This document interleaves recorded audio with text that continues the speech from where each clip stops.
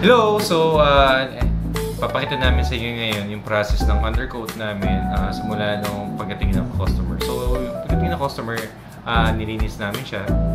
At the same time, nilagyan namin siya ng mga pang anti-rust, and yung mga primer, and yung panghuli yung undercoat. So, pakita namin sa inyo.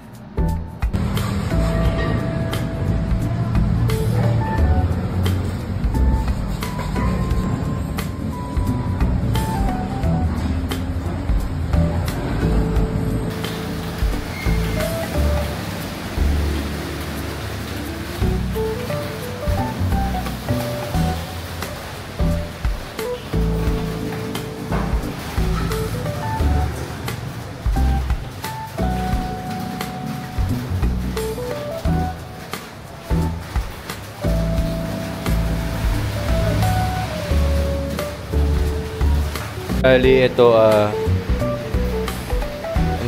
ni-repair, no? Ni-repair. Fabricated sa Ford Everest. Dahil yan yung concern ng customer.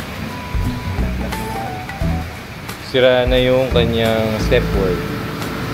Pati sa kabila, ayan. Fabricated lahat.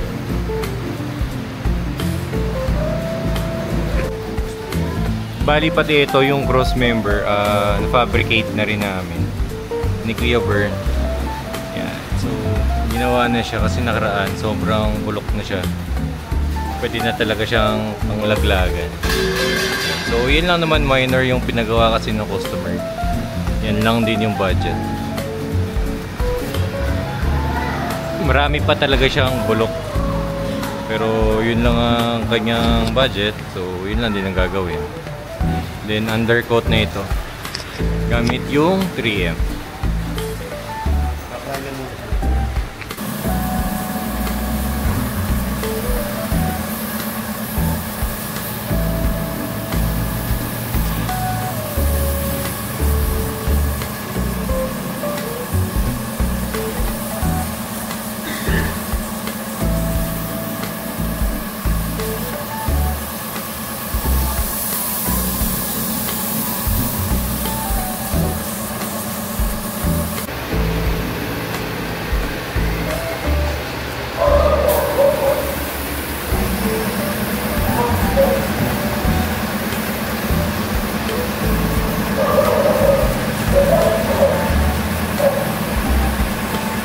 Yan, bali guys,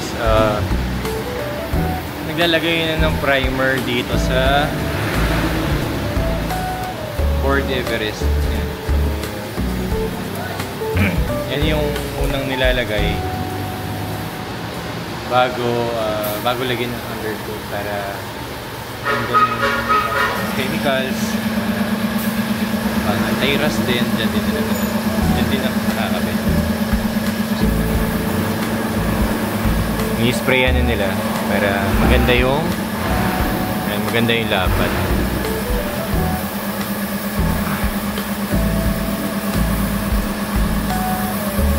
Matapang lang siya, sobrang tapang niya, kaya kailangan nakamask talaga.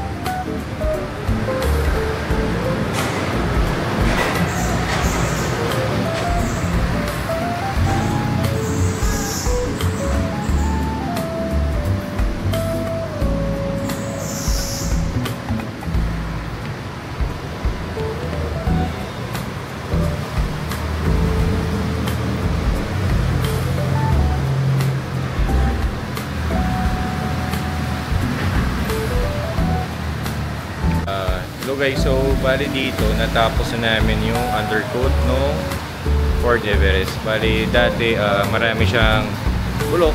Then ngayon paraan about doon. So yan, yan yung under seal na in-apply namin. So hindi naman siya talaga totally pina-repair ng customer, pero nag-fabricate kami dito sa may cross member. Ito, yan. Fabricated. And then, nag-apply na rin kami syempre ng undercoat para protection na rin sa under chassis parts. Kasi dito sa Valenzuela, talagang bahain. So, prone talaga magkaroon ng rust sa mga under chassis natin.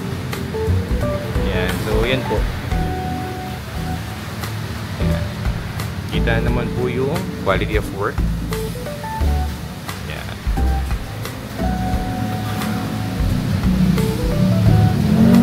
So, bale, yun lang po. Yung mga gusto po magpabook dito sa amin, message lang po sa Facebook page para ma-schedule po natin yung undercoat. See you!